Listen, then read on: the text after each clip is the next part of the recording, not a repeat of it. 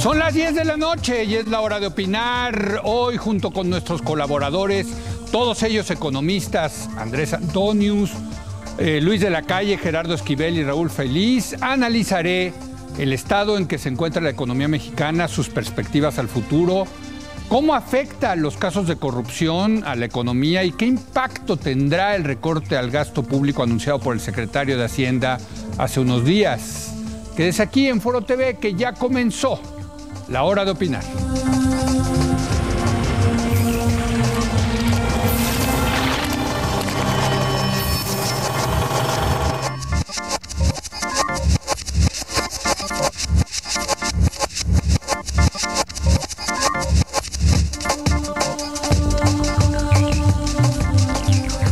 Muy buenas noches. El secretario de Hacienda, Luis Videgaray, anunció hace unos días un recorte al gasto público por 124,000 millones de pesos. En rueda de prensa, Videgaray explicó que este recorte se hace de manera preventiva para mantener la estabilidad ante un entorno económico que se ha deteriorado por la drástica caída en el precio del petróleo, la debilidad de la economía a nivel global y la inminente alza de las tasas de interés en Estados Unidos. Asimismo, señaló que no implica un ajuste al estimado de crecimiento que mantiene la Secretaría de Hacienda, que va a crecer la economía mexicana entre el 3.2 y el 4.2%. El monto a recortar incluye ajustes al presupuesto de Petróleos Mexicanos de Pemex por 62,000 millones de pesos y al de la Comisión Federal de Electricidad por 10,000 millones de pesos. Respecto al recorte del gasto en las dependencias de la Administración Pública Federal, el secretario anunció que este asciende a 52,000 millones de pesos, de los cuales el 65% corresponde a gasto corriente y el restante 35% a gasto de inversión. Cabe señalar que como parte del ajuste se determinó suspender de manera indefinida el proyecto de tren de alta velocidad México-Querétaro y se canceló definitivamente el proyecto del tren transpeninsular en Yucatán y Quintana Roo. Se trata de una decisión que vale la pena analizar a detalle y de verdad hay varios temas que tenemos que comentar. Primero está el asunto de si era o no necesario un recorte. Segundo, si el recorte era necesario, pues surgen preguntas sobre su dimensión, así como respecto a los rubros específicos recortados. Tercero, el impacto que dicho recorte tendrá en la economía y, en términos generales, las perspectivas de crecimiento para 2015 como resultado de este ajuste. Finalmente, también vale la pena hablar sobre el entorno económico internacional, dado que el propio secretario de Hacienda justificó el recorte como una respuesta a su reciente deterioro. En fin, varios temas, todos importantes. También está el tema de si afecta o no los casos de corrupción a la economía mexicana, la percepción que tiene ya la prensa internacional acerca de México. En fin, hay muchos temas que vamos a analizar con nuestros 4 expertos, nuestros 4 colaboradores, todos ellos economistas, de Es la Hora de Opinar. Andrés Antonius. Andrés, ¿cómo estás? Muy buenas noches. Buenas noches. Luis de la Calle. Luis, ¿qué tal, León? Gracias colegas, por venir. Noches. Gerardo Esquivel, ¿cómo estás, León, Gerardo? colegas, buenas noches. Y Raúl Feliz. ¿Cómo buenas estás, noches, Raúl Feliz? Bueno, a ver, yo quisiera una primera ronda de cómo ven a febrero del 2015 a la economía mexicana. Si lo tuvieran que resumir, ¿cómo ven ahorita la economía mexicana? Ya tenemos datos, algunos datos de lo que ocurrió en enero, viene bien, viene mal, en fin, un primer acercamiento al 2015 desde el punto de vista económico. Pues yo creo que la economía mexicana está creciendo un poco más de lo que la gente piensa, tanto en el cuarto trimestre del año pasado como en el primero de este, y probablemente también en el segundo, creciendo a un ritmo quizás cercano al 3.5%. Y eso es producto de que ha habido una importante recuperación de las exportaciones, en mucho ayudadas por el fortalecimiento de Estados Unidos y por las inversiones que se han hecho en México en varios sectores, particularmente en el automóvil, pero también un repunte de la inversión. La inversión había tenido casi 5 trimestres negativos, producto de las reformas estructurales, la incertidumbre que implican y la reforma fiscal. Y el consumo es el que ha estado menos dinámico, pero nunca haciendo una contribución negativa al crecimiento. Y las cifras que vimos esta semana en materia de venta de automóviles en enero, así como las de algunas tiendas indican que el consumo se está recuperando. Entonces yo creo que la economía está creciendo más o menos a ese ritmo, y que es un ritmo superior al que teníamos en el pasado. Raúl. Fíjate, yo coincido en que estamos creciendo un poquito más que la velocidad que traíamos el año pasado. Sin embargo, los indicadores me sugieren un crecimiento más cercano al 3%, y para todo el año he revisado mi estimación de crecimiento del 3.2 al 2.8%. Allá por debajo del 3%. Correcto. Mira. Y creo que el rango efectivo va a estar más o menos 0.4%. Es decir, va a cerró 2014 más o menos en 2.2, 2.1 todavía no lo conocemos. Sí, por eso, pero por ahí, más o menos. La próxima semana, alrededor de 2.1. Sí, la próxima semana. Y yo creo que vamos a estar dependiendo mucho del precio del petróleo, dependiendo mucho de qué haga la Fed, las condiciones monetarias internacionales, pero andaremos, calculo yo, entre el 2.5 y el 3.2, o sea, ese es el nuevo rango que creo que es vigente. El rango de la Secretaría de Hacienda creo que ya no es relevante, aunque Luis tal vez piensa que sí lo es, por lo que él dice, piensa que 3.5 sería extraordinario. Coincido en que el sector que tiene el dinamismo que lleva a la economía en este momento son las exportaciones. Bueno, y con este tipo de cambio ni se diga. Una combinación de dos cosas, un fuerte crecimiento de la demanda doméstica en Estados Unidos, una economía norteamericana realmente sólida, y un tipo de cambio competitivo, se combinan en esa dirección. La inversión privada, efectivamente, ha repuntado, y creo que son los dos sectores que van a mantener a la economía creciendo este año. Por el lado del consumo, creo que vamos a tener un poquito mejor que el año pasado, pero no más arriba de 2.3, 2.4 de crecimiento del agregado al consumo privado. Y del gasto público, pues los crecimientos serán minúsculos en términos de las lecturas que hace el Instituto Nacional de Estadísticas. Andrés, ¿cómo lo veo? Pues mira, yo creo que Luis tiene muy buenos puntos. Coincido con él. Yo, Raúl, una diferencia que tengo es en cuanto al consumo nacional. Creo que sí hay un repunte, que hemos visto ya varios meses de crecimiento, y creo que el crecimiento doméstico sí va a ser un poco más fuerte. La cifra de venta de coches en enero es verdaderamente increíble. O sea, récord. 20%, 21% arriba. Sí. Walmart, que llevaba, que es un muy buen barómetro del país, porque son todas las tiendas Walmart, Aurrera, Superama, creo que ya no hay Aurrera, Bodega Aurrera, Superama, etcétera, tiene crecimiento en mismas tiendas, es decir, sin tomar en cuenta el aumento en su capacidad, nada más viendo tiendas iguales, está creciendo casi el 6% en enero, que es una cifra muy importante.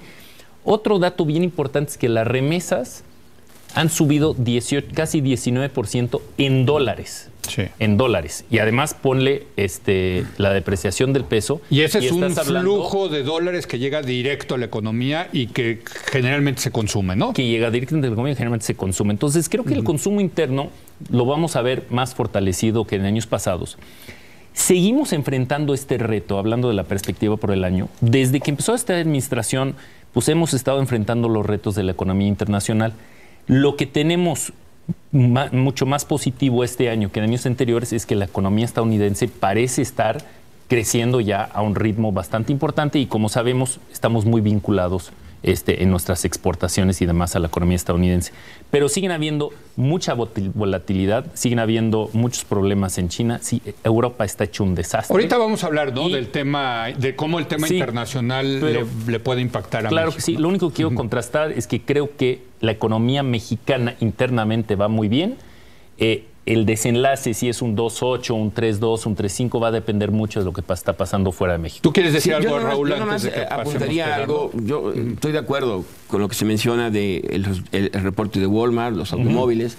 Sin embargo, hay que tomar en cuenta que la base de comparación, que es enero del año pasado, fue muy baja y distorsiona mucho. Fue el momento que se aplicaron los nuevos impuestos. Sí, claro. Lo que llama mucho la atención es que la encuesta de que hace el INEGI y el Banjico de confianza del consumidor y de confianza empresarial, en el mes de enero las dos volvieron a caer otra vez. Sí. Sobre todo la empresarial. La empresarial dice que no tienen confianza para invertir, y los consumidores dicen que no se tienen confianza para comprar bienes duraderos. Así es. Bueno, ahora tú, Gerardo. Sí. Bueno, yo, digamos, difiero un poco de ese entorno, de esa aparente tendencia optimista que percibo un poco en algunos comentarios. Yo creo que, si bien es cierto que estamos creciendo más a un ritmo más rápido que el que iniciamos el año pasado. 2014 lo vamos a cerrar en 2.1%.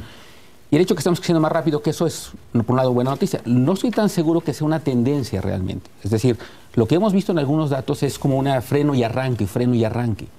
Y tiene que ver con que no se termina de consolidar, me parece, una percepción positiva. El lado del consumo, lo que decía Raúl, es muy importante. El consumo e inversión me parece que no son necesariamente favorables. Es decir, hay como un grado de incertidumbre todavía que tiene que ver con el entorno internacional, sin duda, con el entorno doméstico, con todavía la duda sobre la implementación de las reformas, y luego con una debilidad que me parece que sigue estando ahí en términos del mercado doméstico, el consumo interno. Entonces, yo creo que eso, si a eso le sumamos el hecho de que el ajuste del gasto del gobierno no va a ser nada trivial, estamos hablando de un ajuste de 0.7% del PIB. Por muy ineficiente que sea el gasto del gobierno, y además el hecho de que una buena parte de este ajuste en el gasto va a ser en gasto en inversión, yo creo que el impacto en el crecimiento económico para este año no va a ser tan trivial. Yo creo que la Secretaría de Hacienda dice que va a ser marginal. Va a ser marginal, por eso, pero eso no, es un sinsentido. No. Bueno. A ver, veamos lo de los analistas, eso es importante. Los analistas traían a fines de diciembre, principios de enero, como lo publicó el Banco de México, 3.5, que ya era por debajo de la estimación. En la encuesta del Banco de México. Que ya era por debajo de la estimación promedio del banco del oficial. A fines de enero, o sea, a principios de febrero que se acaba de publicar, bajó a 3.3. Eso es antes del anuncio en el ajuste en el gasto público. Es decir, ya se incorporaron algunos elementos, como por ejemplo la caída en el precio del petróleo, pero no se había incorporado en la estimación el ajuste en el gasto público. Yo creo que lo que vamos a ver a fines de este mes, cuando se dé a conocer la nueva estimación, va a ser un ajuste más significativo, un poco más en línea con lo que decía Raúl, de 2.7, 2.8 abajo de 3, porque un ajuste de 0.7% no es nada trivial, es decir, 0.7% del PIB. Y luego, si consideramos que una parte importante de eso va a ser en gasto en inversión, el anuncio del gobierno fue 35% gasto inversión, 65% gasto corriente. Pero eso es nada más de la parte del gobierno federal. Cuando uno incorpora el hecho de que el grueso del ajuste va a caer en Pemex y CFE, y que el grueso del gasto de Pemex y CFE es en inversión, entonces, en realidad el ajuste importante va a estar en la inversión. Y eso va a tener, por muy ineficaz que sea la inversión pública, creo que el impacto no va a ser nada trivial y creo que el ajuste va a llevarnos a hacer un ajuste en la estimación de crecimiento bastante más significativo de lo que es. A ver, déjenme, aquí hay muchos puntos que analizar en la mesa, desde luego vamos ordenando la discusión, si les parece. Comencemos con el entorno internacional, los factores internacionales que pueden impactar la economía mexicana y luego los factores nacionales que también, la ronda 1, por ejemplo, en fin. Se puede compensar la ronda 1 con lo que va a dejar de gastar el Pemex, en fin. Déjenme comenzar con el entorno internacional. De hecho, ahorita el único motor, Raúl, que está funcionando en la economía internacional a buen ritmo, a buena velocidad, es Estados Unidos. Definitivamente. Pero yo estoy preocupado porque ya veo en Estados Unidos otra vez unas burbujas espantosas, ¿no? O sea, en bienes raíces, en precios de las acciones. O sea, la liquidez con la que hemos vivido estos años, empiezas a ver ciertas cosas que a mí en lo personal son factores de alerta, ¿no? Ya cuando ves a cómo está el pie cuadrado de lo que cuestan las cosas en Miami, dices, a ver, ¿cómo es posible esto, no? ¿O no? Mira, ¿no hay que preocuparse por eso? Yo te diría que no es todavía el momento de preocuparse. Yo creo que no. Yo creo que hay, en una economía como la norteamericana, primero, el control de una economía de mercado con instrumentos macroeconómicos nunca es lo suficientemente preciso. Correcto. Entonces, si tratamos de evitar que haya una burbuja en Miami o en 2 o 4 calles de Miami, subiendo la tasa de interés, o sea, vamos a dañar realmente la economía. Inevitablemente habrá excesos que pueden corregirse sin tener efectos sistemáticos sobre la economía y que inevitablemente ocurren en alguna zona de Estados Unidos. Pero yo no creo que... Pero no lo ves, ¿no ves el escenario de 2008, 2009? No. Yo no digo que no se pueda dar. Sí. Hoy no estamos ahí. Okay. O sea, si vemos el precio promedio de la vivienda en Estados Unidos, si vemos las presiones inflacionarias en Estados Unidos ¿la bolsa generales, no la sientes cara? No, para nada. O sea, estamos a múltiplos que son solamente ligeramente superiores a los promedios históricos. A ver tú, Luis. La probabilidad que la tasa de interés suba de una manera importante es muy baja. Casi cero. En este año. En 2015. Porque la inflación está baja. Por varias razones. Una, porque la inflación está baja. Dos, porque hay una tolerancia máxima de la Reserva Federal a la apreciación del dólar. El dólar ya está muy apreciado. se va a apreciar todavía más. Sí. Y 3, porque incrementar la tasa de interés tiene un costo muy grande para mucha gente. Y no es que la Reserva Federal vaya a tomar en cuenta los problemas de otros, pero tampoco puede ser completamente irresponsable. O sea, le pegas a Japón de una manera durísima, a Italia, o sea, con esos cocientes de deuda a PIB, todos los que están endeudados. Todos están muy endeudados, los pones de rodillas, con 1 punto, 2 puntos porcentuales. Entonces, la tasa de interés... De subir, que ahorita está en cero, ¿no? Está en cero. La tasa de interés va a subir, pero va a subir marginalmente. Punto 25, punto 50. Punto 5 máximo. Sí. Sería un gran máximo. ¿Hay consenso en esta mesa condiciones de hoy? Sí. Con las condiciones de hoy. Ahora eso puede cambiar en unos meses. Los mercados financieros reaccionan más rápido. Eso implica que tu preocupación, que puede ser cierta, no se va a materializar este año. Creo que los riesgos vienen de otro lado. A ver. Como bien decía Raúl, la locomotora es Estados Unidos.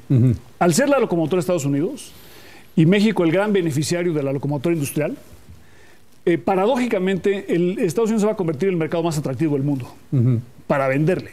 Sí. Y le van a vender con monedas muy devaluadas. Sí, correcto. O sea, y eso implica una competencia mayor para México. Bueno, pero también para México. Pero México ellos están más devaluados que nosotros. Okay. O sea, Alemania va a estar más devaluado. Nosotros competimos contra 4 países. Son China, Alemania, Canadá y Japón. Japón y Alemania muy devaluados y con economías domésticas donde no hay un gran dinamismo. Sí. Y China con poco dinamismo y eventualmente algún día un yuan devaluado.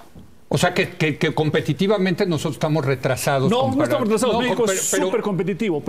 Pero comparado a estos 4 economías. Somos súper competitivos. Okay. En industrial somos súper competitivos. Pero el punto es no te duermas en tus laureles.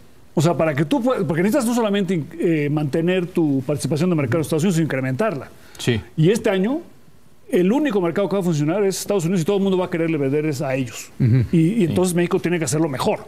Entonces es muy importante que implementemos bien las reformas, que la reforma energética avance para que baje el precio de la electricidad, de haya gas en todo el país, que resolvamos los problemas de logística que tenemos en México, que la Secretaría de Hacienda devuelva el IVA a los exportadores. ¿Cómo se quejan los empresarios de eso? Porque si no, el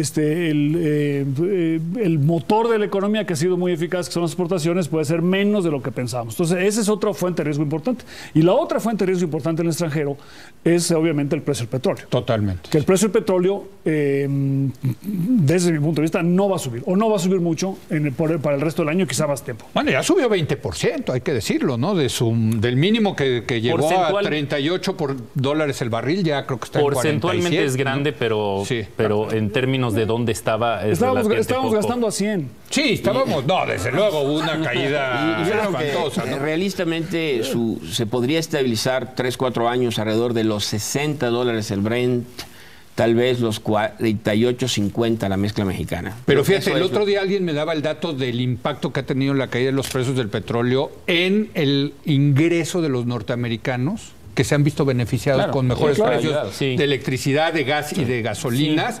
Y era enorme, creo que era un promedio de $500 por familia por mes, una cosa así. Lo que nos conviene a nosotros, obviamente. Claro, porque van a consumir más. No, es que aquí hay varios puntos interesantes. En cuanto al tema de la competencia en México y las exportaciones, un punto bien importante que mencionaba Luis.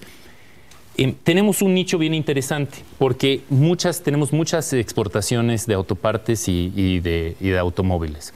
Y hay una correlación bastante interesante en Estados Unidos del precio del petróleo y de las ventas de los coches. No solo el crecimiento económico obviamente te lleva a comprar más coches, pero un crecimiento económico y una baja en el precio del petróleo tiene un efecto además adicional. Se vuelven a comprar sus camionetas. En enero las ventas de automóviles en Estados Unidos crecieron 19%. Sí, impresionante. Que es una locura. Una barbaridad, sí. Y muchos de esos coches son de México. Sí, claro. Se producen en México, sí. Entonces, el petróleo tiene un efecto, tiene 2 factores, ¿no? Uno en favor, uno en contra. El en favor es que claramente economías como las europeas, que son importadores netos de combustibles, se pueden ver beneficiados.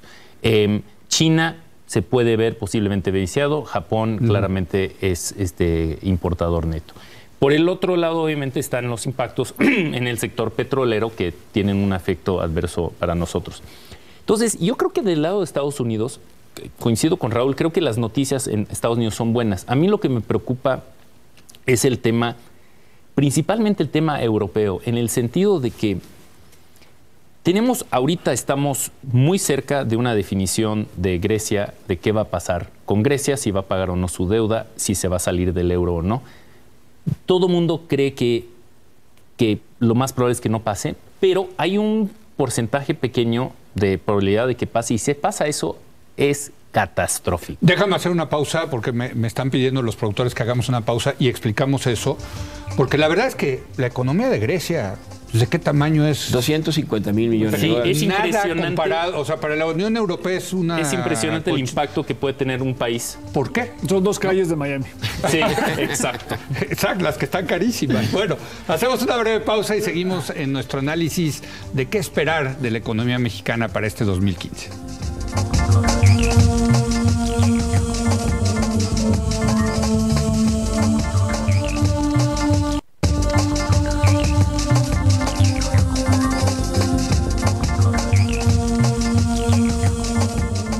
Bueno, a ver, Gerardo Esquivel, ¿cómo es posible que una economía tan chica en términos relativos como es la de Grecia tenga en jaque a los mercados internacionales?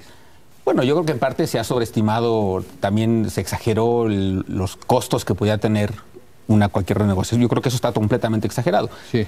Ahora, hay una preocupación genuina, me parece, que tiene que ver con el hecho de que una renegociación en Grecia pues puede significar una renegociación para otros países que están en condiciones similares. Es decir, puede dar una señal para que países mucho más grandes que Grecia, mucho más importantes en la economía europea, entonces sí empiecen a... Italia, España, básicamente. Sí. Y en ese sentido es que es una preocupación, y por eso también creo que será muy difícil que realmente ocurra, porque habrá cualquier intento por parte del organismo supranacional, incluyendo a la Troika, etcétera, todos los organismos que participan en la discusión, para que ocurra algo catastrófico en Europa en general. Entonces yo creo que eso, hay incertidumbre, pero me parece que las probabilidades de que ocurra algo... Pero no tienen derecho a renegociar los griegos. O sea, a ver, perdón, nosotros lo hicimos en los 80. De hecho, tienen derecho, que yo creo que se tardaron. Yo creo que, digo, primero que nada, ajustas con el tipo de cambio, ellos no lo pueden hacer con el tipo de cambio. Y el costo fue altísimo en términos de producción y empleo y de bienestar en general. Por eso. El ideal hubiera sido que renegociaran en el momento cero. Correcto. Los bancos que le prestaron a Grecia fueron altamente irresponsables. Totalmente. Y ahora que en lugar de los bancos, los gobiernos tienen esos bonos, quieren darle un corte y van a pagar los contribuyentes en lugar de que paguen los banqueros. Fueron altamente irresponsables de Pero los banqueros tomaron esa deuda porque sabían que al final... No, fue peor, además... al final sabían que no los iban a dejar morir solos. Bueno, no, es peor que eso. Como en las reglas del Visa en Europa... Sí. Como era deuda soberana, no tenías que reservar nada. Entonces, la deuda griega, igual que la alemana, es una locura. Una locura. Y lo que deben haber hecho es, en ese momento, pierdes el 50% del valor nominal de la deuda y se acabó el problema. Pues sí.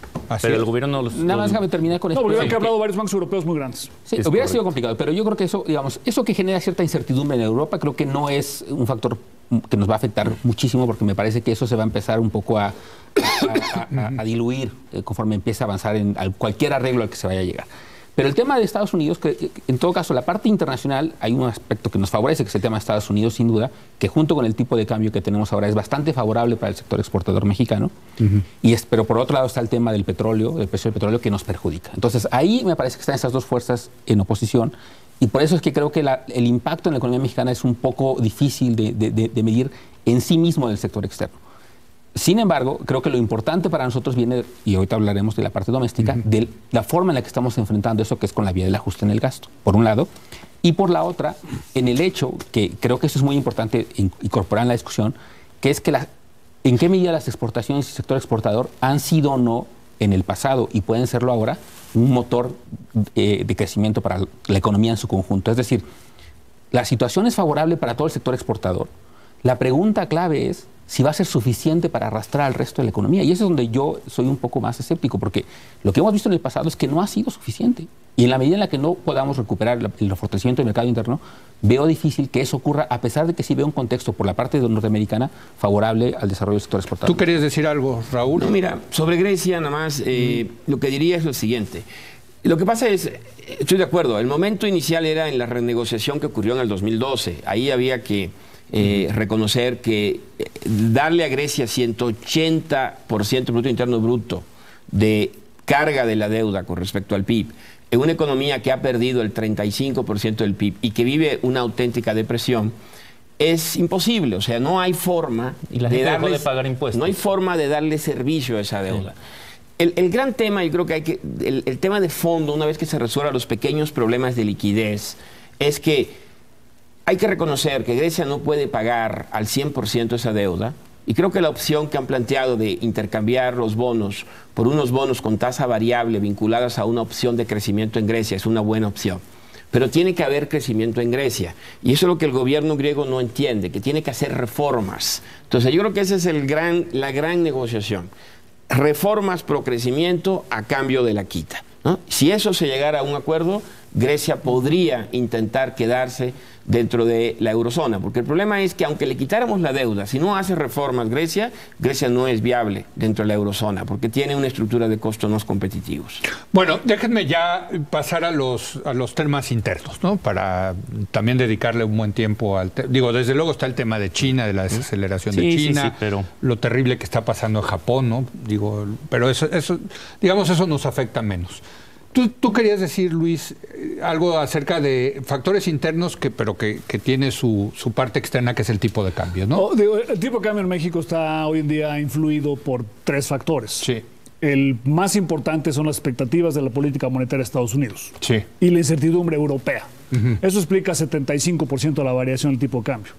Aquí en México se reúne la Comisión de Cambios y es un poco irrelevante porque el 75% lo determina la política monetaria fuera de México, 20% quizá el precio del petróleo y 5% lo que hagamos en México. Pero a ver, Luis, ¿no podrían inyectar más de las reservas? O sea, ¿están subastando ahorita que 200 millones de dólares? No están subastando. En el caso de que se dé un ajuste extraordinario, se abre una opción. Pero no podrían soltar, sí se puede.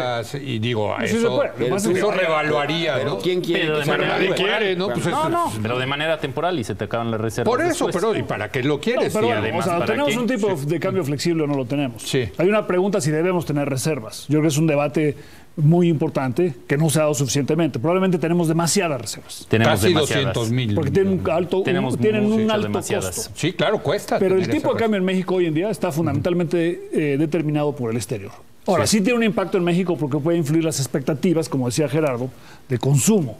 O sea, el consumidor mexicano está muy condicionado a si el tipo de cambio se devalúa, el país está mal, aunque no tenga nada que ver con México. Pero también hay, o sea, las televisiones que importas cuestan más. Las televisiones las fabrican aquí, maestro. Pero no por eso, pero sí no necesariamente hay un cambio en la inflación por la devaluación del peso. Hemos logrado divorciar las fluctuaciones del tipo de cambio de la tasa de inflación, que es un progreso muy pero importante. Entonces es una cosa cultural. Es cultural, ¿no? Psicológica. Si el peso se devalúa, el país va mal. Sí. Y genera incertidumbre. Mira lo que le pasó. El tipo de cambio se devaluó al finales del año pasado y en enero, y la inflación, mira cómo está. Sí, la inflación está bajando. Yo agregaría aquí 2 cosas. Uno, un canal adicional que nos ha mencionado es la deuda en dólares del sector privado. Ese es un canal importante. Claro. Yo creo que eso sí pone muy nervioso a las empresas y lo notas claramente. El día que el peso se ajusta, vas a ver. Y a veces en las acciones de la bolsa, aquellas empresas que tienen un pasivo en dólares y que no tienen ingresos en dólares... ¿Cuáles son? O sea, menciónanos 3, 4... No, pero al revés, Cemex acaba de arreglar un poco su situación de deuda y la acción subió 9%, precisamente por eso. Pero digamos, las grandes empresas hay muchas empresas endeudadas en dólares. Sí, yo te voy a dar los promedios. Más o menos 55% del pasivo está en dólares. De la deuda privada. De la deuda privada. De las empresas grandes. Que cotizan en bolsa. Y si sube la tasa de interés, pero bueno, va a ser marginal. El factor tipo de cambio. El tipo de cambio, claro, porque necesitan generar más pesos para pagar esa deuda. Pero varias de estas empresas sí generan dólares y tienen operaciones en el extranjero. No todas, pero... No puedes generalizar tampoco, ¿no? Sí. Ok. Bueno, entonces, pero el tipo de cambio, el otro alguien me preguntó, ¿tú lo ves regresando a 13.50, a 2? Yo le dije que ni yendo a bailar a Chalma, no sé ustedes, pero es posible, lo veo muy poco probable, ¿no? Hay que ver qué pasa. Si cambian las circunstancias... No, claro, pero ahorita, ¿cuáles están las circunstancias?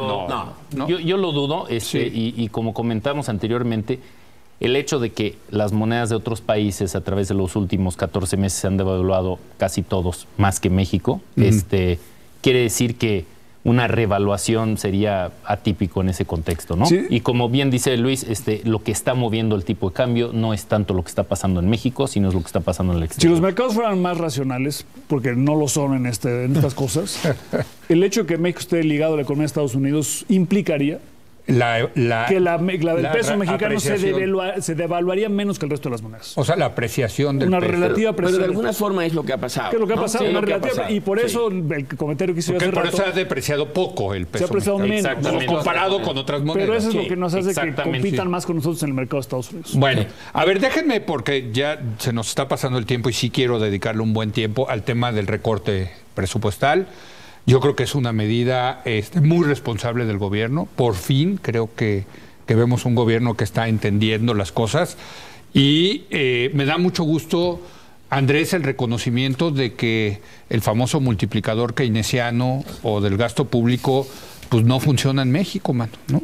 Creo que no, perdón, Leo, creo que no lo estás queriendo entender bien. ¿Sabes qué? No entiendes lo que no entiendes. Para citar al clásico, Leo no entiende que no entiende. A ver, ¿dónde quedó el multiplicador? Deja explicar. Deja tratar de darte mi versión y mi opinión, que claramente no van a estar de acuerdo, por lo menos el doctor Esquivel. Lo que ha tratado de hacer el gobierno mexicano, y lo empezó a hacer inclusive desde el sexenio pasado con la crisis Sí. en 2008-2009, 2007-2008-2009, fue una política contracíclica, es decir, ampliar el déficit y gastar más en momentos de debilidad de la economía mundial y por ende la economía doméstica. En el año pasado y este año, las cifras que sean, todos creo que coincidimos que va a ser 2.1, 2.2 el año pasado.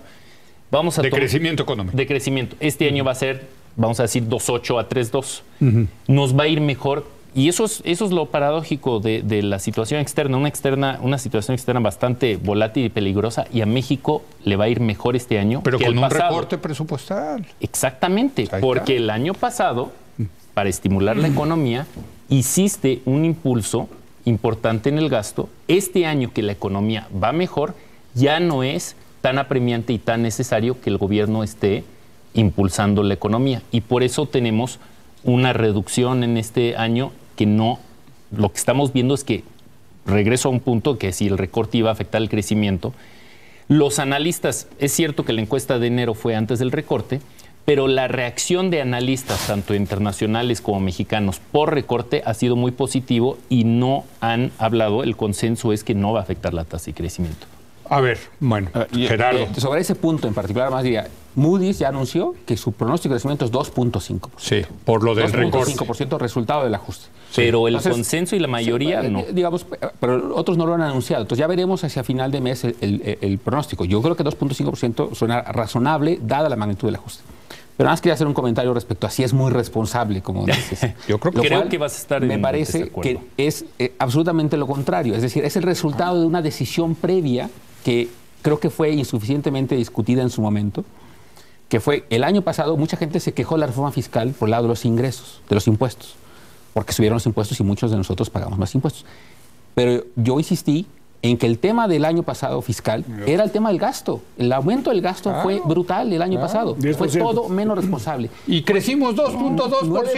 9% por eso. Imagínate si no lo ¿Dónde está hubiera... el multiplicador? No, 9% en imagínate términos reales. si no lo hubiéramos hecho. Bueno, es un lo que hubiéramos contrafactual crecido. difícil de Por eso, pero ahí la pregunta tiene que comprobar, ver ¿no? con la Así eficacia es. del gasto y lo podemos No hubiéramos cuestionar. crecido, Pero así el punto es, el año pasado el gasto subió en alrededor de 400,000 millones de pesos. Es una barbaridad. Este año lo están ajustando a la baja en 124,000 millones. Es decir, estamos hablando de cosas...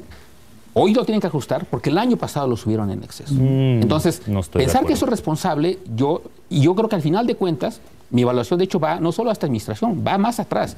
Parte de esto tiene que ver con que hemos hecho una política fiscal que no ha sido suficientemente responsable, que depende de manera muy significativa de los gastos, de los ingresos del Estoy de petróleo, acuerdo. que son completamente volátiles. Pero Y en la los números- medida en la no que estoy eso de acuerdo. ocurra, Los y que números sigamos haciendo contradicen esa afirmación. seguiremos teniendo este comportamiento y este tipo de ajustes procíclicos todo el tiempo.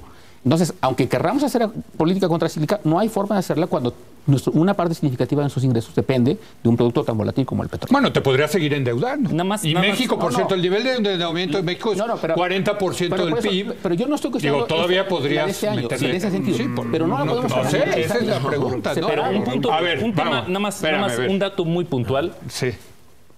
Aumentamos el gasto el año pasado.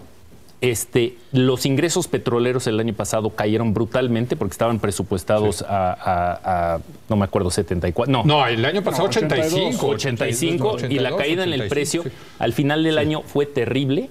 Y con todo y eso, nuestra meta de déficit estuvimos por abajo, es decir, la meta de déficit en criterios, estuvimos un poquito mejor. A ver, entonces, se muere de ganas las finanzas aquí públicas tampoco de entrarle al debate mal. Raúl y Luis. Perdón. A ver, Raúl.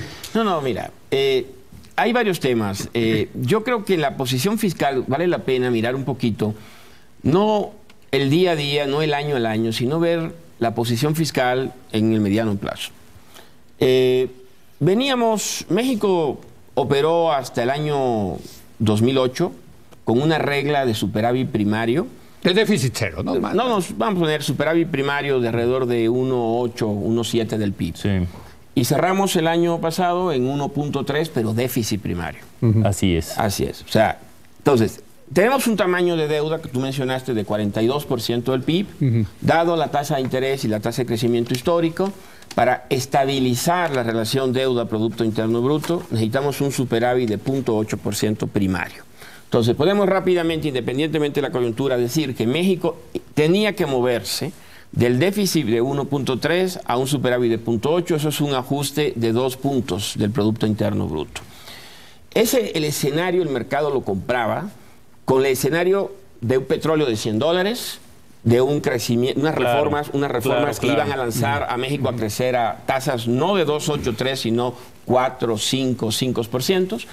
Y ese escenario hoy ya no está. Entonces, si tú evalúas contra esto y dices, seguir con un déficit primario de 1.3, sin este crecimiento y sin este precio del petróleo, es una trayectoria que te lleva al desastre. No lleva, no sé si al desastre, pero lleva a 50% del PIB a finales del sexenio. De deuda. Y nos colocaría en una situación que no es consistente con el grado de inversión y con la categoría que tenemos de A+, ¿no? Tendríamos, en esa categoría de lo A+, seríamos, de entre los emergentes, lo que tendríamos la deuda más alta. Y creo que esto le genera riesgo sistemático a la economía mucho más importantes que el tema de muy corto plazo. Y además es contrario a la promesa del gobierno. Correcto. Que en estas cosas es muy importante. Pero sería una más de las cosas que no ha cumplido.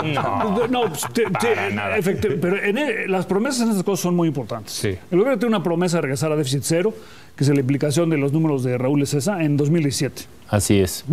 Y independientemente del precio del petróleo. Ahora, tú has dicho que la estabilidad es un valor en sí. Es un enorme valor. Y este recorte sí manda esa señal de que no va a abandonar el gobierno. Es responsable en el sentido de que hicieron una cosa que podían haber pospuesto algunos meses. Sí, hasta después de las elecciones.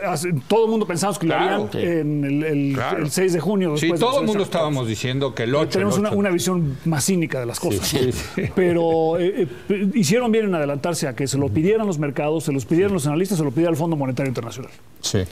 Pero México tiene una situación fiscal que no es sostenible. No solamente por el tamaño del déficit, sino porque estábamos dedicándole una parte muy importante de un recurso no renovable a gasto corriente. Sí, eso es una... O sea, si tú sacas el déficit real de México, considerando que estamos gastando a $100 el petróleo, tenemos un déficit grande. De hecho, el Fondo Mexicano del Petróleo, hoy en día, después de haber tenido 10 años del precio a 100, deberíamos tener, ¿qué te gusta? Muchísimo 70 mil millones de dólares y teníamos 3.750 que te duran 15 días para los números de México. Sí. Entonces México tuvo una política fiscal que no tomó en cuenta el uso del alto precio del petróleo, ¿no? Entonces ahora que disminuye el precio del petróleo, yo creo que la Secretaría de Hacienda se equivocó en diciembre al decirnos no se preocupen, no tengo que recortar. Pero pues eso, obviamente, No, les duró el discurso un- les duró 3 semanas. Además de eso incluye las administraciones anteriores. Que Claro, las administraciones sí, sí, anteriores desde costaron luego, de un desde precio del petróleo. Ellos fueron quienes se muy gastaron alto. este También, dinero. También. Bueno, y esta 2 años. También Esa hay tuvo que- 2 años de sí, precios la muy verdad, altos. Andrés, A ver, la muy verdad. Son Y dos además- cosas. Sí. ¿En qué te gastas el dinero? Primero, Eso ¿qué está inercia claro. traes? Y dos, ¿en qué te gastas el dinero? Bueno, vamos a hacer una breve pausa y, bueno, todavía hay muchos temas que discutir. Estamos aquí ¿Cómo teniendo andamos? un debate muy interesante sobre el tema económico en México. Regresamos en un momento más con Andrés Antonius, con Luis de la Calle, con Gerardo Esquivel y Raúl Feliz.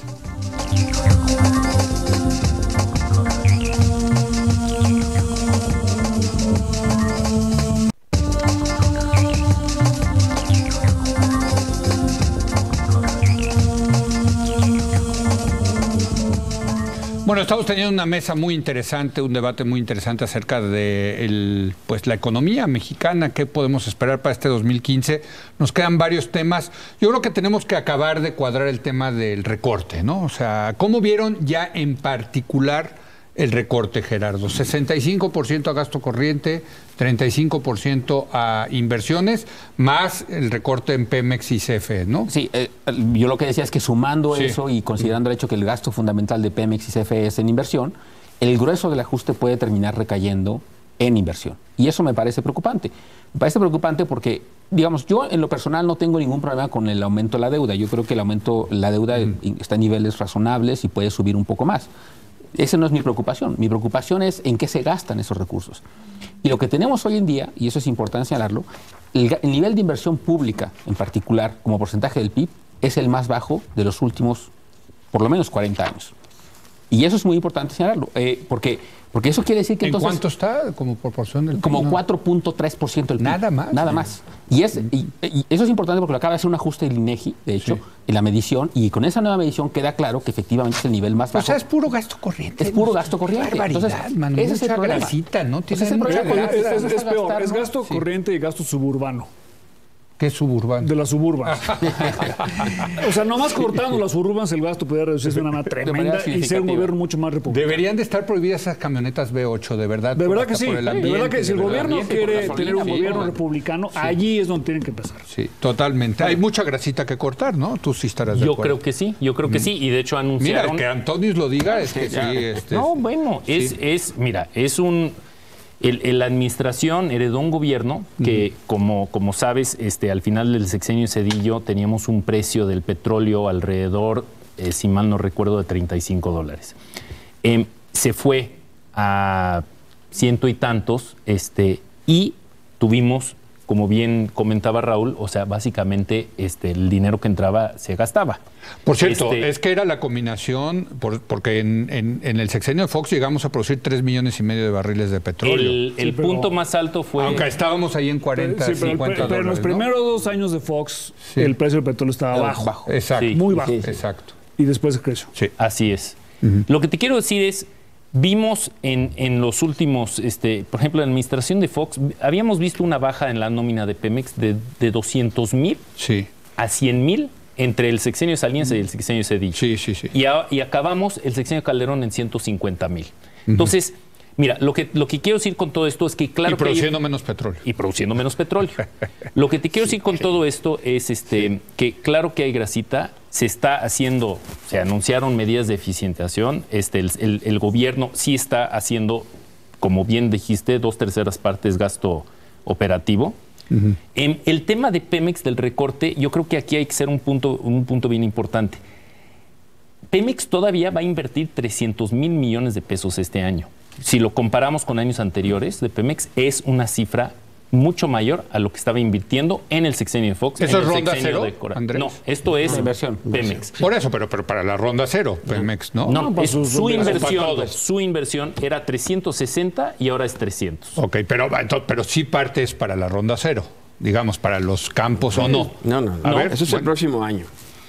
Este año. El No, próximo año sería la ronda cero. El próximo año es 2016. Ok, Pemex invierte perfecto. cerca de 20,000 millones de dólares hace 5 años, Ok, todos los años. perfecto. ¿Ok? Entonces, la inversión de Pemex sigue siendo una inversión relativamente alta, especialmente en el entorno en que vivimos. Si ves lo que están haciendo todas las petroleras del mundo, es cortar mucho más drástica, de una manera mucho más drástica sus presupuestos de inversión. Entonces, yo creo que hay que tomar eso en contexto y entender el contexto de Pemex. Raúl. Sí, fíjate, yo calculé la composición, es 72% gasto de capital y 28% gasto corriente, lo que se va a recortar. Cuando sumas todo.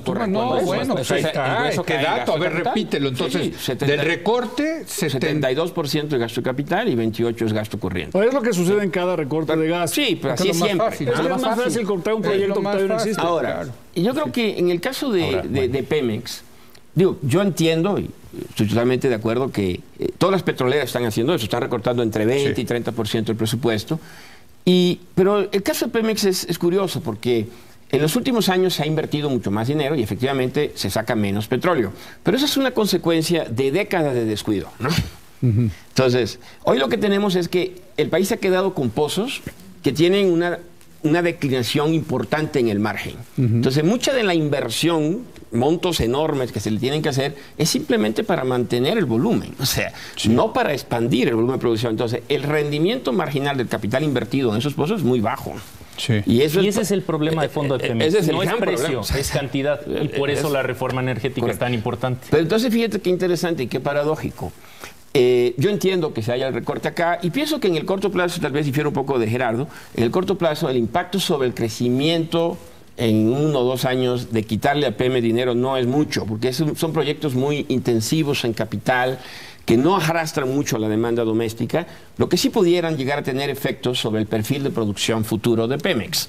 Entonces, la idea es que la ronda 1 que viene se implementa este año, pero esperamos las inversiones el próximo año. En marzo es la subasta, ¿no? No, es hasta agosto la subasta. ¿En marzo qué es? En marzo se venden las bases de datos. En marzo es cuando arranca el proceso y culminan a agosto. Ahora, lo que yo veo es que va a haber que ajustar todavía el próximo año más en Pemex.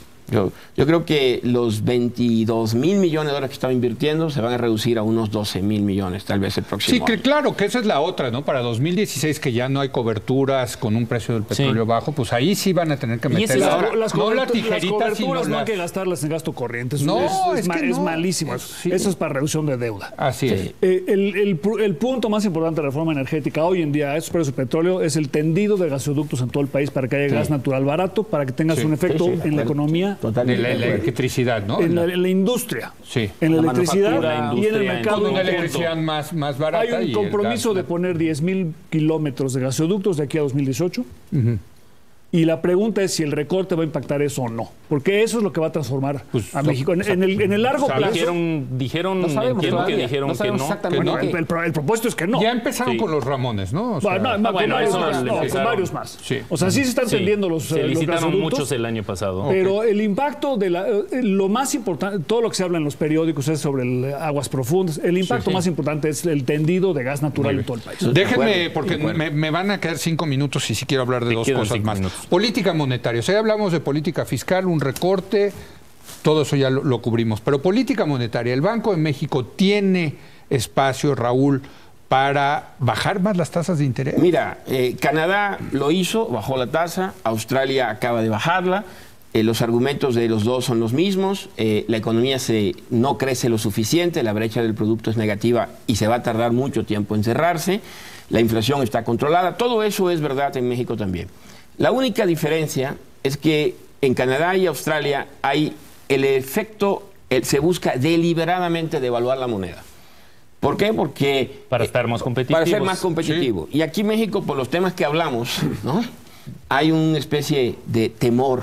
Sí, hay como un tabú. Un tabú. Y yo creo que ese es el factor que diferencia y que evita que tuviéramos una tasa más baja en este momento. Claro, los canadienses exportan banqueros centrales. Sí, claro. O sea, nosotros todavía no, quizá algún día. Pronto, a lo mejor. Pero hay una diferencia muy importante. Canadá, este año se abre una posición ahí. Canadá y Australia son países que exportan materias primas. Sí. Y han tenido una muy importante pérdida en sus términos de intercambio. Cuando subieron los precios de los commodities, sus monedas se reevaluaron de una manera muy importante. Y ahora están en el proceso inverso. México es un exportador de manufactura. Pero entonces no vemos una caída. No, ni mucho menos. Y tampoco un incremento, ¿no? De hecho, yo creo que de lo que sí hay algún riesgo posible o algún indicio es que puede subir la tasa de interés en México por 2 razones. Por Estados Unidos. Uno, porque Estados Unidos, de hecho ya lo anunciaron que van a ir en concordancia con lo que pasa en Estados Unidos, que van a estar preocupados por seguir eso. Pero incluso si no ocurre el aumento en la tasa en Estados Unidos, puede haber un aumento doméstico por una razón que tiene que ver con una cosa que el Banco de México tiene y que es parte de la discusión que hemos tenido antes, que es el temor a la flotación. Es decir, que el tipo de cambio se le vaya demasiado alto. Entonces, contrario a lo que pasa en otros países donde no existe eso, donde más bien la lógica del Banco Central es tratar de estimular el crecimiento económico, como nosotros no tenemos eso, el Banco Central, hay gente en el Banco Central, si uno ve la minuta, hay gente que está preocupada porque piensa que debería subir la tasa de interés, porque puede haber presiones en la inflación, y porque eso atraería capitales, bajaría el tipo de cambio, y entonces eso... Hay gente que está promoviendo esa discusión. Entonces yo creo que si hay algún riesgo, en todo caso, va por esa vía. Riesgo en ese sentido, en términos de decisión. Ahora, estamos hablando de incrementos marginales, ¿no? Un cuarto de punto, medio punto, dependiendo de lo que pase también en Estados Unidos. Pero no a la baja, yo no veo eso que ocurra. Va a depender de lo que haga la Fed. Yo creo que estamos... hay que decir que las condiciones monetarias en México son expansivas. O sea, tenemos una como nunca. De un tipo de cambio competitivo, con unas tasas reales cero negativas, con una curva con pendiente positiva. No, si eres ahorrador en México estás, perdón la palabra, jodido, no en donde sea, pero... En donde quieras. Así es. Bueno, último tema. ¿Afectan los escándalos que se han vivido últimamente y este cambio que hubo en la imagen de México, del México, ahora sí que del momento mexicano al pantano mexicano, como le dijo el Economist hace un par de semanas? ¿Afecta eso? ¿Tiene un efecto sobre la economía? Mira, yo pienso que el que se roben un porcentaje del presupuesto, que creo que sucede, afecta al crecimiento. Ahora, la pregunta de eso no es nuevo. La pregunta es si la percepción de que se estén robando más puede dañar más el presupuesto. Yo no pienso que haya un efecto muy grande al respecto, más allá del tema de relaciones públicas. Yo creo que si México tuviera un alto crecimiento, proyectos que atrajeran muchas inversiones, este tema para los inversionistas sería un tema menor. Pero a falta de crecimiento, a falta de ofertas y dinamismo, pues es un tema que se ve magnificado. Andrés.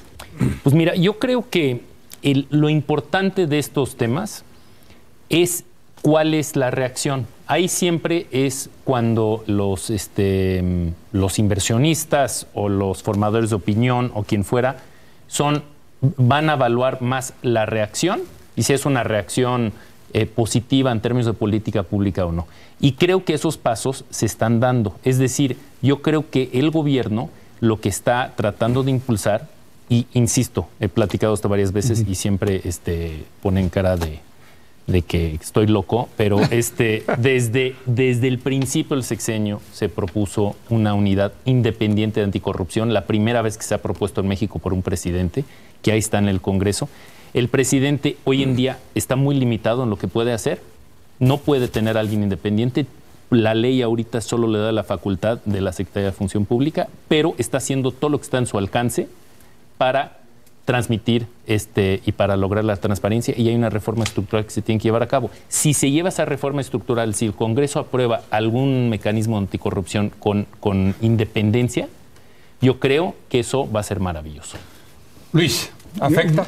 La imagen creo que afecta poco, pero la falta de Estado de Derecho, la corrupción y la extorsión son las principales razones por las que México no crece y por las que tenemos un país desigual. Pero eso es viejo, entonces. Es como lo decía Raúl, pero es cierto. Y el hecho que hoy se discutan estas cosas es una cosa positiva. Exacto. Pero urgente que se haga. Si el gobierno piensa que no va a pasar nada porque no hay un impacto, ahora sí no entiende. La exigencia de los mexicanos por tener un Estado de Derecho y porque se termine con la corrupción es fundamental para que el país crezca. O sea, si lográramos eso, el país crecería al 6, 7, 8% sin problemas. Gerardo, yo coincido con lo que dice Luis en términos de la importancia de esos temas, pero creo que en términos del impacto en la inversión, el tema no es la corrupción en sí mismo, sino más bien el tema del Estado de Derecho. Creo que va a impactar más el resultado del ferrocarril y de cómo procedió y de cómo se canceló, que de alguna manera eso genera incertidumbre en los inversionistas de que no se respeta un convenio. Digamos, el hecho de que los chinos vayan a demandar al gobierno mexicano, pues tienen todo el derecho a hacerlo y van a ganar posiblemente.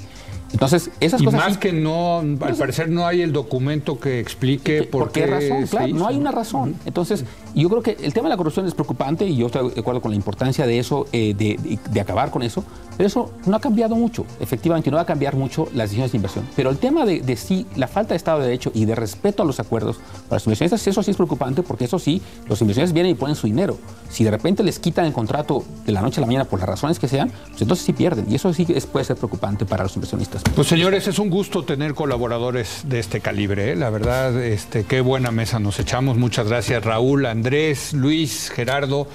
Gracias, de verdad. Gracias a todos ustedes. No sé si haya en otros lados unas mesas así, pero yo sí, pues tengo que presumir, tengo que hablar del camello, ¿no? La cena. La cena, ahorita quedamos, sí. Vámonos. Gracias, buenas noches. ¿Qué día quedamos? No, pero yo pensé que...